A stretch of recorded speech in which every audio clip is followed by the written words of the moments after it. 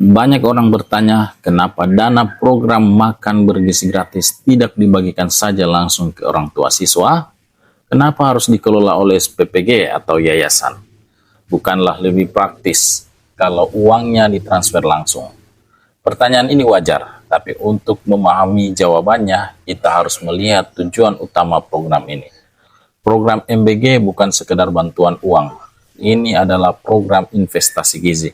Artinya, yang ingin dijamin pemerintah bukan sekedar bantuan finansial, tetapi memastikan anak-anak benar-benar mendapatkan makanan bergizi setiap hari di sekolah.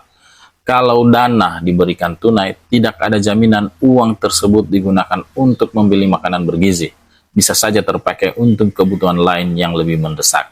Dan itu bukan salah orang tua, karena kebutuhan hidup memang banyak. Namun, tujuan MBG sangat spesifik.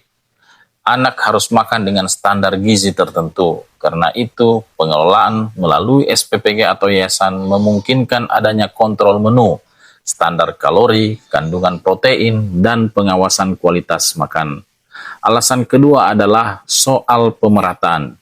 Jika makanan disediakan langsung, semua siswa mendapatkan porsi dan kualitas yang sama. Tidak ada perbedaan, tidak ada kecemburuan sosial. Berbeda jika uang diberikan tunai.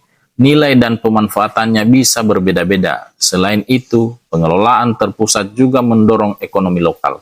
Bahan pangan bisa dibeli dari petani sekitar, dapur umum mempekerjakan tenaga kerja lokal, distribusi melibatkan masyarakat setempat. Artinya uang program tidak berhenti di satu tangan, tetapi berputar di daerah.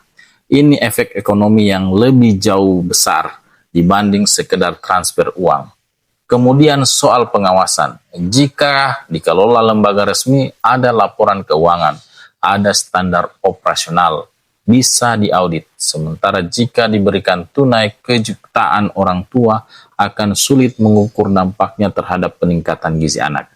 Namun tentu saja pengelolaan oleh yayasan atau SPPG juga bukan tanpa tantangan. Transparansi harus dijaga, pengawasan publik harus kuat, sistem harus digital dan terbuka, karena program sebesar ini harus diawasi bersama. Jadi, kenapa dana MBG tidak dibagikan tunai? Karena program ini bukan bantuan sosial biasa, ini adalah investasi gizi untuk masa depan anak-anak Indonesia. Yang diprioritaskan bukan uangnya, tetapi hasilnya. Anak sehat, anak kuat, anak siap belajar. Dan pada akhirnya, perdebatan bukan soal tunai atau tidak, tetapi bagaimana memastikan manfaatnya benar-benar sampai ke anak-anak. Itulah inti dari program Makan Bergizi Gratis. Saya Muhammad Samanto, akhir kata saya ucapkan wassalamualaikum warahmatullahi wabarakatuh.